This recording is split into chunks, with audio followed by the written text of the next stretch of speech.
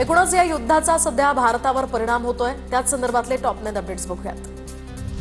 पंतप्रधान नरेंद्र मोदींच्या निवासस्थानी उच्चस्तरीय बैठक। गृहमंत्री अमित शाह, जेपी नड्डा, पेट्रोलियम मंत्री हरदीप सिंग पुरी यांच्यासह इतर काही मंत्र्यांची उपस्थिती।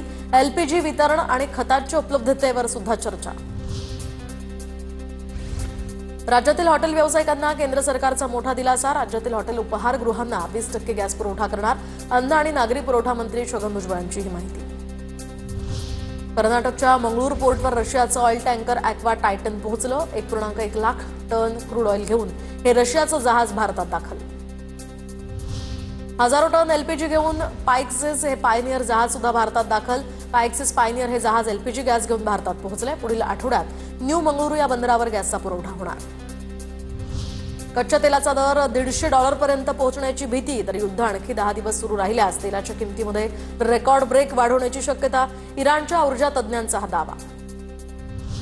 आखाती देशांमधील युद्धाचा डांबरावरही परिणाम। डांबराच्या वाढलेल्या दरांमुळे केडीएमसीच्या खड्डेमुक्ती टेंडरला ठेकेदाराची पाठ। पावसाळ्यापूर्वी रस्ते दुरुस्तीची कामं अडचणीत। खड्ड्यांमुळे अपघातांचीही भीती। नागरिकांमधून संताप व्यक्त। छत्रपती संभाजीनगरमध्ये ऑटो एलपीजी गॅसचा तुटवडा। एलपीजी पंपांवर रिक्षाच्या मोठ्या रांगा। 15 दिवसात ऑटो एलपीजी गॅसच्या दरात 35 रुपयांची वाढ। डिझेलच्या दरवाढीमुळे मासेमारी व्यवसाय संकटात। आखातातील युद्धामुळे डिझेलच्या किमतीत प्रति लिटर 22 रुपयांची वाढ। त्यामुळे महाराष्ट्रातील मासेमारी व्यवसाय पूर्णपणे ठप्प होण्याचीही भीती। गॅस तुटवड्याचा उद्योगांवर परिणाम होणार। एलपीजी स्टॉक संपायला आल्यामुळे अनेक उद्योग बंद पडण्याची भीती। हिंगणा एमआयडीसीमध्ये 1200 उद्योग धोक्यात। आता बघूया टॉप 9 मोठ्या बातम्या। राज्यावर पाणी टंचाईचं गडद सावट। यंदा मान्सून सरासरीपेक्षा कमी पडणार। हवामान खात्याचा अंदाज। तर या ठिकाणी पिण्याच्या पाण्याचं काटेकोर नियोजन करण्याचे सरकारचे आदेश। आखाती देशांमधील युद्धाचा भारतीय विमान कंपन्यांवर परिणाम। तर 1 एप्रिलपासून विमान इंधनाच्या दरात वाढ होण्याची शक्यता।